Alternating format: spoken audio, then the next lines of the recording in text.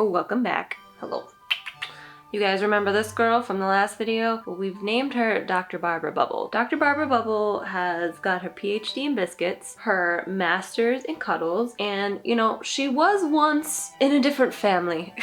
In a different relationship, but they cast her out when she was no longer perfect, even though she was perfect just the way she is. I don't know, this is why I can't write children's stories.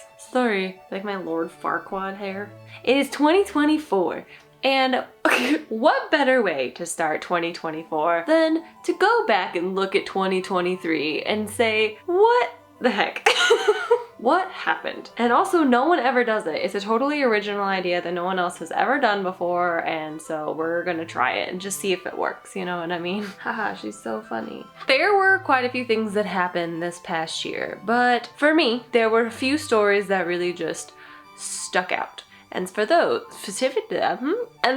we are gonna go over today. Let us get into it, shall we? Okay, without further ado, actually with further ado, for those of you who have found my channel and are just like, this girl rescues a lot of cats, you're correct. But I don't do it alone, okay? So every story I'm about to tell you is under the umbrella of Miss Dixie's Kitten Rescue, and because of donations from people like you and our volunteers and our fosters, we're able to do all the things that we do. I probably need to do a video on just introducing Miss Dixie's Kitten Rescue, how we went from PhD to starting a cat rescue to vet, to be vet. Not a vet yet. Will be a vet, not a vet currently. Just a vet for the meme. Just keep that in mind. I'm not like an independent rescue person. I run a nonprofit.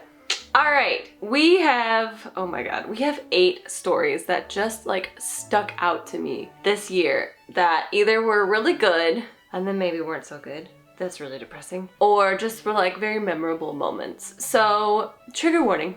We are gonna talk about foster kitten death and cat and kitten death. So if you're uncomfortable with that, I will warn you when it's coming. So don't worry. And then maybe Kay can even put like the timestamps here of what you want to skip. We'll just try to get through it. First, we are gonna start with Obie. Obie, some of you guys know, some of you guys don't know on this channel. He was one of the first videos that I posted on YouTube that actually went viral, kind of took off. So Obie is short for Orange Benji. And if you're wondering, what kind of dumb name is that? That's a great question, I'd love to tell you. So for about a month in like 2022, so into 2023, so we had 2022 into 2023. I had a bunch of cats just show up at my house, and most of them were fixed already and they were semi-friendly, so we just didn't know what was going on. So we had the original Benji. He is a bully and he's become very, very grouchy. Then we had not Benji, which was a brown tabby, and then he's still outside. He's still chilling outside. Then we had Orange Benji, not Orange Benji, Fluffy Benji, and then Cowbie, who we've never seen except one time, and I have not got him on camera at all. What are we eating? No, that's tape. No, girl. I thought you were an adult. Children. So we had this mishmash of cats just show up. Benji, not Benji, and Fluffy Benji all seem to be coming from one house. So they're kind of their cats, but not really. And I was just so overwhelmed at the time that everyone showed up. There was no way that I could just take them in and put them into rescue because our fosters were full and I was full and losing my mind. But then Obie showed up. Now, Obie was a little bit different because the other cats were neutered and they were just like going in between houses eating, and then Obie showed up and he was a feral boy. He was very angry boy. From December until about March, I worked on getting that boy tame. I've never had a cat actually show up at my house, and I had to do the whole process like in my own home. So I remember we had like the coldest winter in December leading into January, and I set him up like heating pads, heating blanket, a little like warm fort, like everything that we had, like I set him up because he just showed up so suddenly, and I was like, I am not prepared, and he wouldn't go in the feral box that I set up for him, and he wouldn't go in a normal bed, so I had to set up all these things. And I was also worried about him. So fast forward a little bit, we had, trigger warning, gonna talk about pet loss really fast. We had lost the foster kitten, who I'll talk about next. And I had space then in the house, and I was like, you know what? That last situation was just so sad and depressing. I am gonna trap this boy and get him inside. I thought it was gonna be more difficult than it was, but I opened up the carrier, I put the food in it, and he just walked right in, and I shut it and brought him inside, and that was kind of it. He had a little bit of an adjustment period. There was still some times where he was like, I'm a feral boy and I'm gonna scratch you. But over time, finally finally calmed down and chilled out, and we were able to adopt him into his forever home. One of my favorite comments from the video that I shared was people saying, he was obviously someone's pet, like he has an ear tip, he's been neutered, just leave him alone. And I was like, besties, I did that. I trapped him, I got him fixed, I did the ear tip. This was me, this is my project. Again, talking about comments, they don't really bother me, but sometimes they bother me because you're missing the context. That was like probably one of my favorite adoption stories of the year, because I went from feral ball boy to ballless and flawless inside boy. Instead of orange boy outside, he was orange boy inside, and then he got adopted and is doing great in his forever home. And the next kitten that we're going to talk about is little Maddie. Trigger warning, this one, it does involve kitten death. I'll tell you why this story stuck out to me the most. And it was not because it was sad and depressing. It was really just because, like, man, I thought she was gonna make it. And I think in fostering, when you lose kittens, it can be really sad and you can kind of blame yourself for it and think, what did I do? It's my fault. I should have done this. I should have done this. But like, here's the thing. How do you know? How do you know? How do you know what to do better if you've never experienced that thing? And so I like to look at whenever we lose a kitten as like, one, was it totally out of my control? What did we get them in a state where it was like, listen, they're either gonna make it or they're not, and we're gonna try everything that we can? Or is it something that we could have done differently or tried differently, or were there signs that we didn't think were a big deal but were a big deal? And so little Maddie, when she came in with her siblings, that group was actually kind of a whole ordeal. Thank you.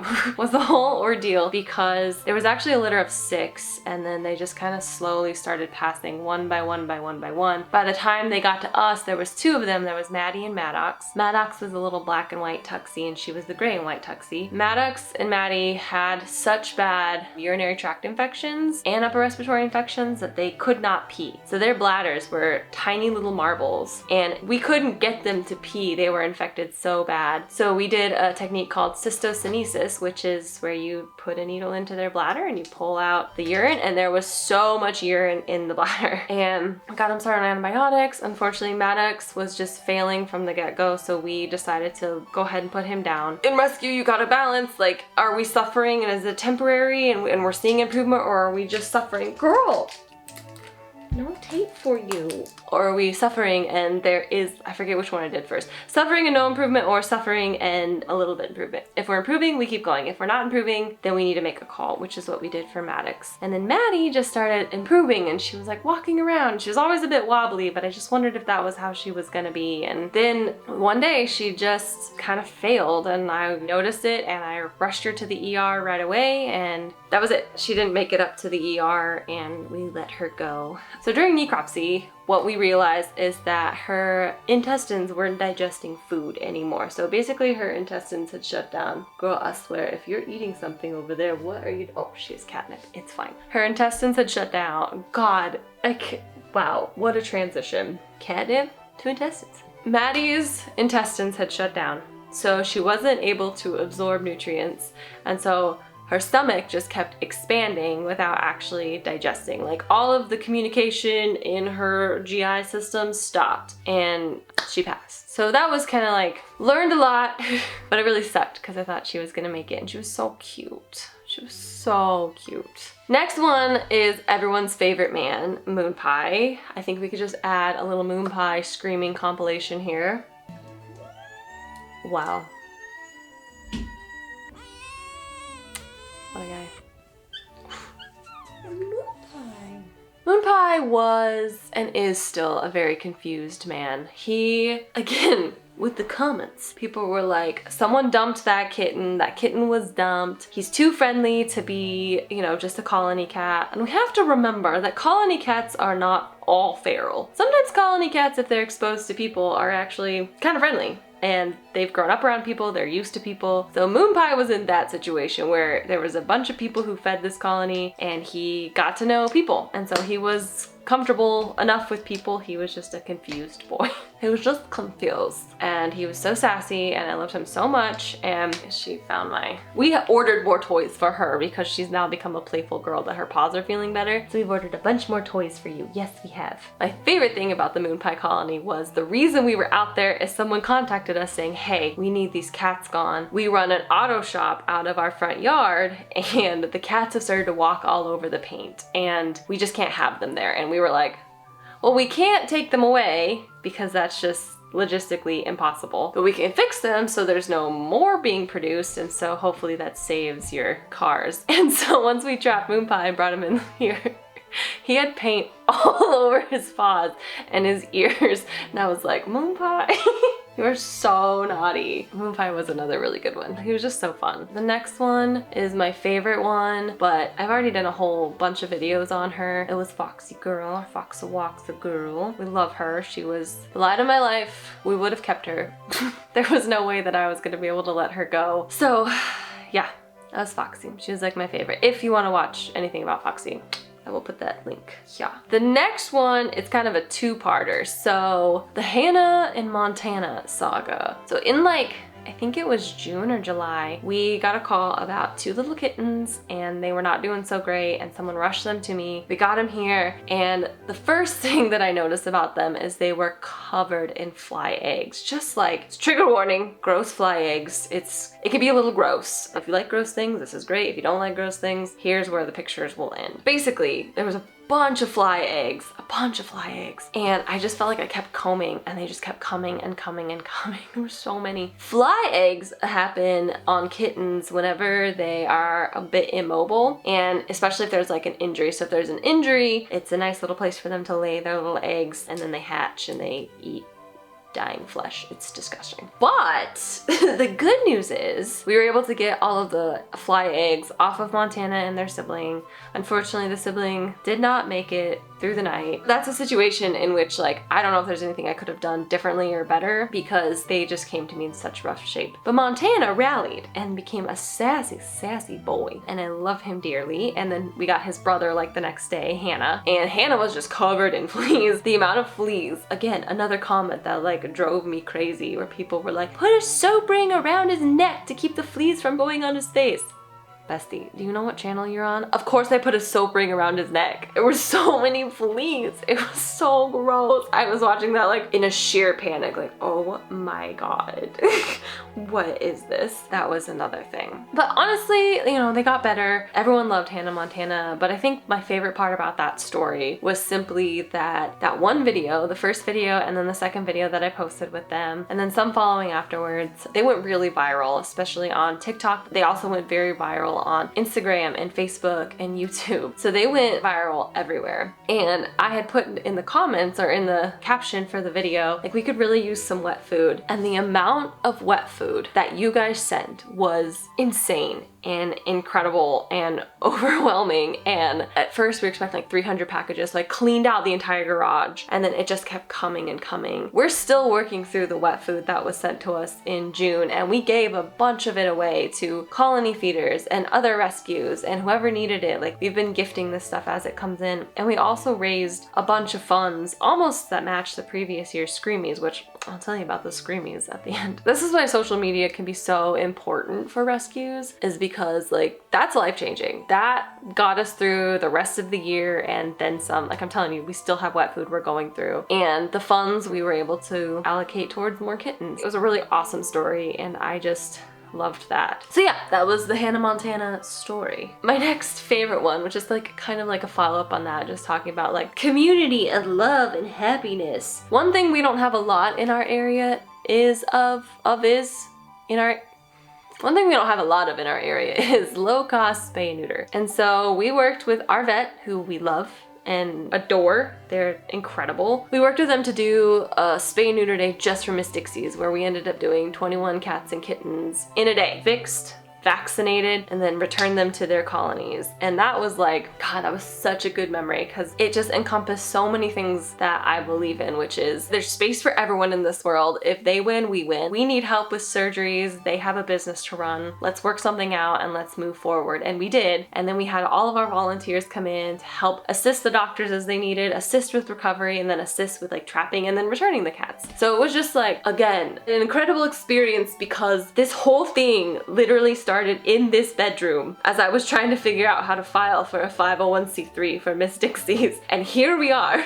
It's a bit insane. And sometimes I don't really sit down and think about it because one, it's overwhelming, but two, there's just always something to do. So I don't have a lot of time to sit down and reflect. So here we are reflecting. But I love that. That was like one of my other favorite things of the year. I got 2 more. Let's power through. The next, probably most memorable story is Garbage Mountain. I say that as like, haha, Garbage Mountain. But it was an intense situation. We walked into that colony looking around like, oh my God, what are we dealing with? And to be quite honest, I should not have taken kittens that day. But whenever I show up at a colony and there's kittens, if they're healthy kittens and we're full, I will likely leave them. Especially if they've already started to become feral, then it's like, well, they're already feral. They're healthy as we can get them. So let's get them fixed, let's get them vaccinated and give them the protections that we can. We just simply can't take on every animal. I wish we could. Wish we could take on every animal, but we just simply cannot. So I showed up and I was like, we can't take any kittens. And then I saw them and they were so sick. They were so sick and scrawny and just awful looking that all common sense went out the window. And I just started gathering kittens. I walked up to one, I grabbed them off a pile. I walked up to another one, grabbed them there. There were 3 hiding behind an AC unit and I grabbed them all. I went and I grabbed all these kittens. We ended up leaving that day with 6, I think. Then we ended up catching, there were 3 more and we got the rest of them. So that was our crew that everyone loves their name. There's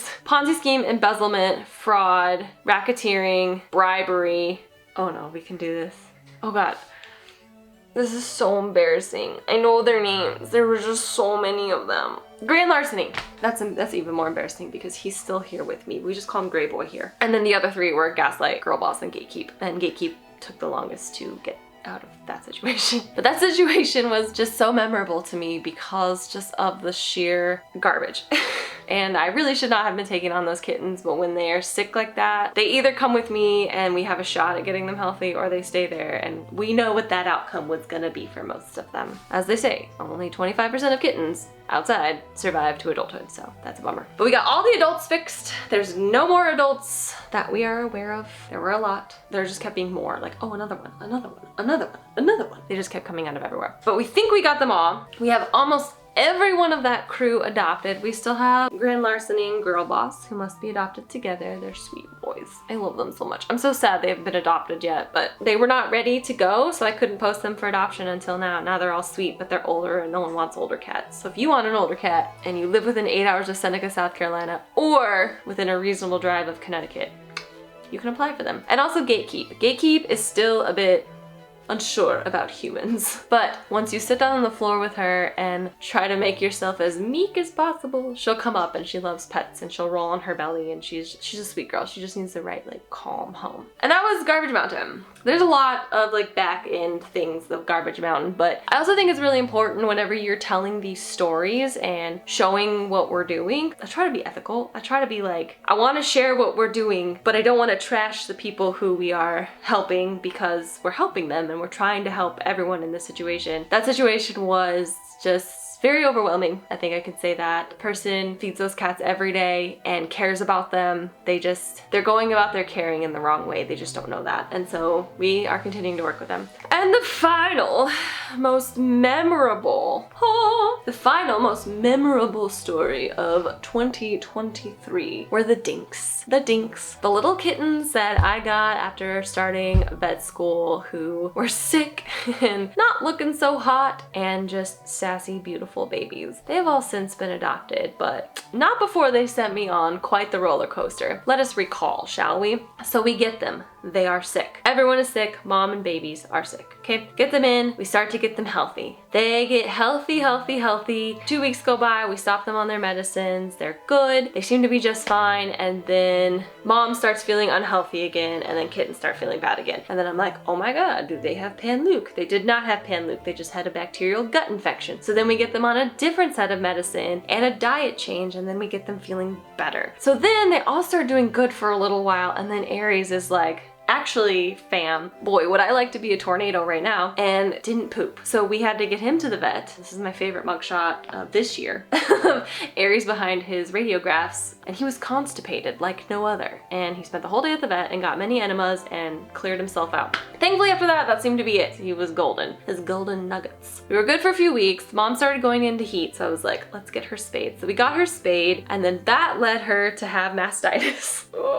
So then we had to put her on antibiotics again for 2 weeks. So she got better. We had to separate her from our babies while she recovered. And then she was doing great. And then the babies got sick again. So then we had to start them on medicine again. And then mom was fine, the babies got better, and then everyone got adopted. But it was just like, if you were counting, that is a lot of ups and downs.